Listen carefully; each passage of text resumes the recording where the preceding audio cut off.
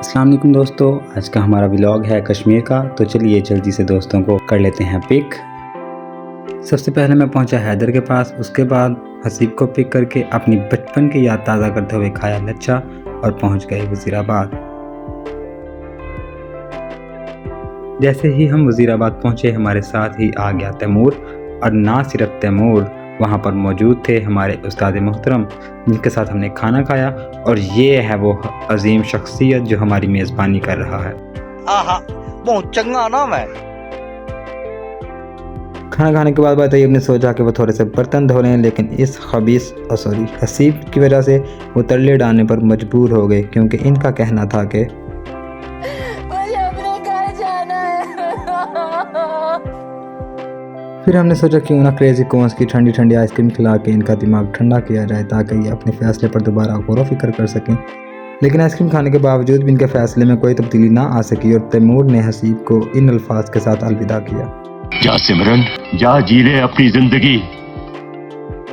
हसीब को अलविदा करने के बाद 12 रबीउल अव्वल की रात को सजे बाज़ारों और गलियों में से गुजरते हुए हम पहुंचे यूटिलिटी स्टोर, ताकि हम रात को खाने के लिए कुछ ले सकें।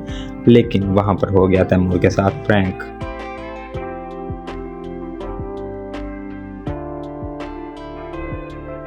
घर पहुंचने के बाद मुझे तैयब का अधूरा काम पूरा करना पड़ा, क्योंकि मैंने तैयब का नमक खाया सरदार। उसके बाद हैदर ने बनाए नूडल्स, जो दिखने में तो काफ़ी अच्छे लग रहे थे, लेकिन उनको खाने के बाद तैमूर का रिएक्शन कुछ ऐसा था। खैर जैसे भी थे, नूडल्स खा के हम सो गए। अभी रात के 2 बज रहे थे और हमें पता चला जनाब हसन साहिब तशरीफ़ लाए हैं। सज़ा के तौर पर हमने इनको बचे हुए नूडल्स खिलाए, ताकि इनको अपनी गलती का एहसास हो। फिर मैंने सोचा क्यों ना सबको अपने हाथ की बनी हुई पिलाई जाए गर्मा गर्म चाय, जो मुझसे गिरते गिरते बची। एक कप टी तुमने हमें दी, हमने पी। चाय पीने के बाद हम घोड़े बेचकर सो गए और दोबारा आँख खुली सुबह 7 बजे। उठकर हमने देखा कि तैमूर साहिब जो हैं वो टूर पर जाने के लिए कुछ ज़्यादा ही उतावले हुए पड़े हैं। तैमूर के बाद मैं और अली हसन भी नहा कर तैयार हो गए, लेकिन इस इंसान ने ऐसे ही कपड़े प्रेस कर कर पहन ली और नहाने से साफ इनकार कर दिया।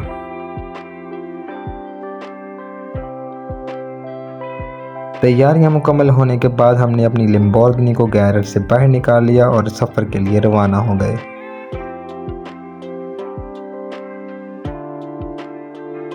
दरिया चिनाब पर पहुंचते ही हमें सर्दियों की ठंडक का हल्का हल्का एहसास होना शुरू हो गया, जो ज़्यादा देर तक टिक नहीं पाया, क्योंकि जैसे ही हमने बाइक्स में पेट्रोल डलवाया तो सारा टेम्परेचर नॉर्मल हो गया।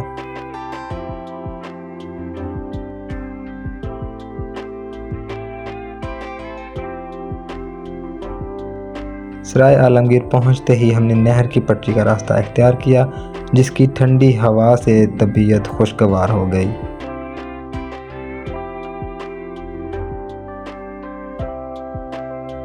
रास्ते में हमें काफ़ी अच्छा पिकनिक पॉइंट नज़र आया, जहाँ पर हम रुके, कुछ तस्वीर बनाई।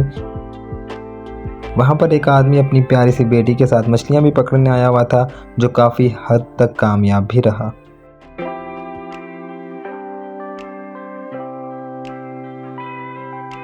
इससे आगे का रास्ता हमें मालूम नहीं था, तो हमने किसी से पूछ लेना मुनासिब समझा, लेकिन यही वो इशारा था जो हमारी बर्बादी की तरफ जाता था, क्योंकि इसके बाद हम बिल्कुल ही उल्टी डायरेक्शन में जाना शुरू हो गए। बाकी सब बातें एक तरफ, लेकिन इन खुशगवार रास्तों पर बाइक राइड करने का मज़ा अपनी जगह। और ज़िंदगी के नशीब व फराज में यही वो लम्हा आता है जब इंसान बिल्कुल नाउम्मीद हो जाता है। Music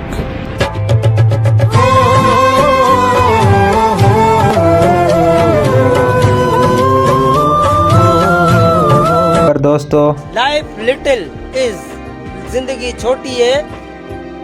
get out from house, निकले घरों से और घूमे ये जगह। Money all some not is, पैसा सब कुछ नहीं है।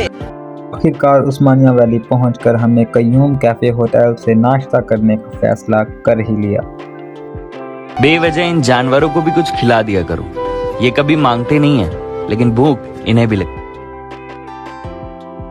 सो गाइस हम यहाँ पे नीचे पहुँच चुके हैं और हम सोच रहे थे कि उधर वो जो रास्ता है ना उधर जाएंगे। अब ये हम सब अभी नीचे उतरे हैं और ये तैमूसा भी लगे हैं। तैमूसा भी यार इधर आए आप भी बात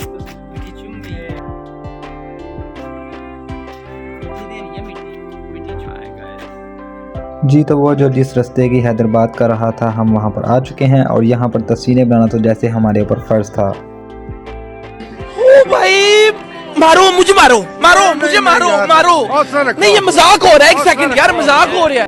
मैं निकला ओ गड्डी लेके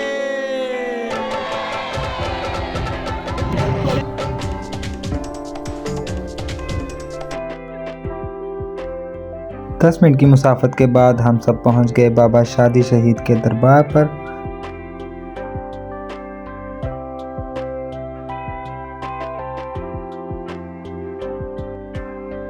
दरबार पर हाजिरी के बाद हमने फैसला किया हाइकिंग का, लेकिन उस दौरान मुझे एक स्टोरी याद आ गई जिसमें एक बाबा एक्सपायर होने के बावजूद भी मरने का नाम नहीं लेता और रोज नए नए रास्ते बनाकर पहाड़ पर चढ़ता रहता है।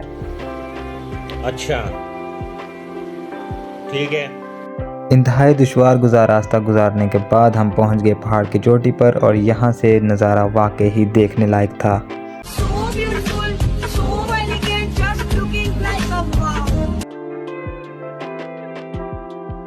और इसी के साथ हमारा आज का व्लॉग ख़त्म होता है। अब मिलेंगे नेक्स्ट व्लॉग में, तब तक टेक केयर।